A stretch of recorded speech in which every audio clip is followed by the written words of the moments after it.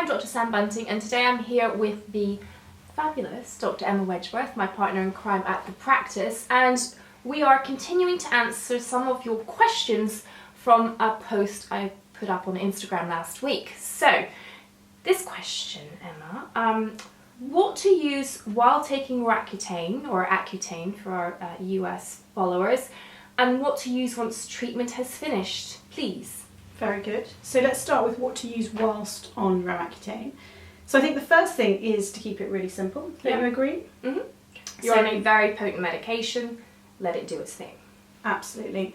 Keeping all your products non-comedogenic still though is hugely important. You don't want to then be sort of taking the pore blockage away with one hand and giving with another. So no oils please. No oils.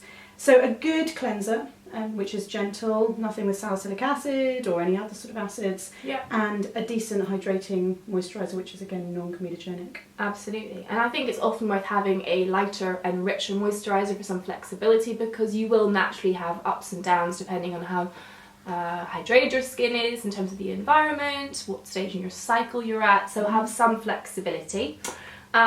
Lips need special attention, don't they? Hugely so. I really like the lanolin based lip balms. What do you think? Yeah, fab, simple, you know what you're getting, no irritants in there, and usually the texture's quite sticky so it stays put, especially when you're getting those sort of sore corners of the mouth, what we call angular cheilitis, which is terribly common with Roaccutane treatment. And painful, so we want to avoid that. Ouch, yes. Sunscreen.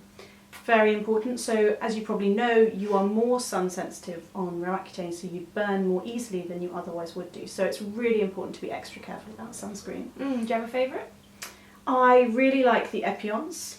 They're SPF 50. What about you? Ultra Shield, that's got a good zinc oxide percentage. I'm a fan of the tinted ones just because I think that oftentimes the companies put that bit more effort into formulation, so they're super elegant, making it much easier for women to incorporate it into everyday life, which I think is always a bit of a struggle. It is. So it's really important that you find one that you like, because otherwise you just won't use it, or you certainly won't use enough. Absolutely. Cool, so that's sunscreen. Then as far as makeup goes, if you've got a tinted sunscreen on, oftentimes you need a bit less coverage anyway. But again, I stick to those same principles that I would give any acne-prone skin sufferer. So brands which are non-comedogenic and tend to have nice texture, light texture for all over, with heavy coverage going in with something that's more concealing just where needed, with pinpoint concealing. So good brands for me, NARS, Chanel, Lancome, Armani, and maybe some Vichy Dermablend for coverage. Sounds very good. Yeah. The other thing to remember, I think, when you're on Roaccutane is that your skin generally is much more sensitive, so you have to be really careful about things like waxing. So no waxing, even legs, particularly not sort of eyebrows, facial waxing, so don't do it whilst you're on Roaccutane. Have you got those pictures, like, of women who've done the waxing thing just before? I had one who was a bride, literally 5 days beforehand. Thankfully it does tend to settle down quite quickly with something like Vaseline, a simple occlusive moisturiser, but be smart, don't do it. Don't wax on Roaccutane. Yeah. So, post-treatment, you've had your course, everything's looking great, skin's clear. Now what?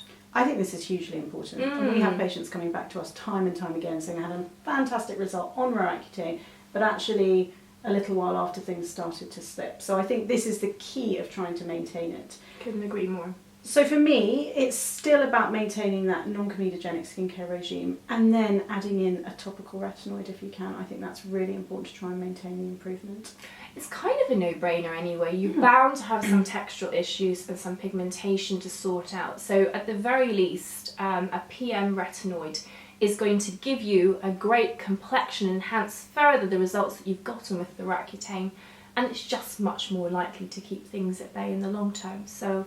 And I think it's also the first step in trying to improve some of the marks and blemishes, like we're saying. And even some of the scars. We do have some data to show that certain retinoids, given for a decent length of time, 3 or even 6 months, will actually improve some of the scarring. So I tend to always counsel my patients not to think about having anything done for scarring. I mean, we know we need to not do anything for scarring with Roaccutane because that's really important. Anything that's ablative would tend to be troublesome, so we tend to avoid that after Roaccutane. But also, in principle, some of the topicals really can make a big difference, and more than people would often suspect. So, completely with you. So I say for 6 months after, use your topical retinoid. don't jump into anything too invasive, and then see where we are 6 months later. Cool. Me too. Very good. I hope that was helpful. Thank you so much for your intelligent and insightful questions. A big thank you to the beautiful and very smart Dr. Emma. Yeah, thank you. If you enjoyed, please subscribe, and we look forward to hearing your comments. Bye for now. Bye.